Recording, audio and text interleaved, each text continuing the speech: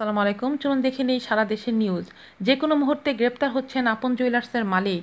বনানীর রেন্টি হোটেলের ধর্ষণের মামলায় গ্রেপ্তার হয়ে রিমান্ডে আছেন আপন জুয়েলার্স মালিকের দিলদার আহমেদের পুত্র সাফাত আহমেদ।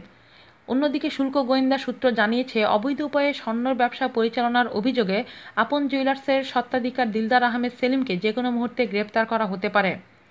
আপন জুয়েলার্সের 5টি শোরুমে অভিযান চালিয়ে জব্দ করা হয় প্রায় 500 কেজি সোনা ও আধা ডায়মন্ডের গহনা। এসব উদ্ধার করে শুল্ক গোয়েন্দা অধিদপ্তর। এই বিপুল পরিমাণ স্বর্ণ ও ডায়মন্ডের বৈধ সরবরাহের কোনো কাগজ দেখাতে পারেনি আপন জুয়েলার্স কর্তৃপক্ষ। এসব সোনা ও ডায়মন্ডের বিষয়ে বুধবার শুল্ক গোয়েন্দা অধিদপ্তরের প্রধান কার্যালয়ে আপন জুয়েলার্সের কর্তৃপক্ষকে জিজ্ঞাসাবাদ করা হবে। পাশাপাশি জিজ্ঞাসাবাদ করা হবে হোটেল রেন্টি কর্তৃপক্ষকেও। এদিকে গতকাল শুল্ক গোয়েন্দাদের অভিযান নিয়ে প্রশ্ন তুলেছে রেন্টি কর্তৃপক্ষ। আনুষ্ঠানিকভাবে সংবাদ সম্মেলন ডেকেও সাংবাদিকদের অনেক প্রশ্নেরই সদুত্তর দিতে পারেনি তারা।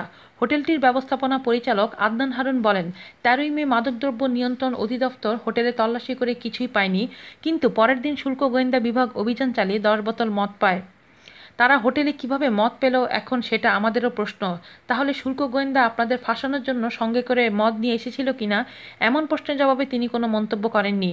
ঢাকা মহানগর পুলিশের গণমাধ্যম ও জনসংযোগ শাখার উপকমিশনার মাসুদুর রহমান জানান, বনানীর ঘটনায় অভিযুক্ত সাফাত আহমেদ, সাদমান সাকিব, সাফাতের দেহরক্ষী রহমত আলী ও গাড়িচালক বিল্লালকে গ্রেফতার করা হয়েছে।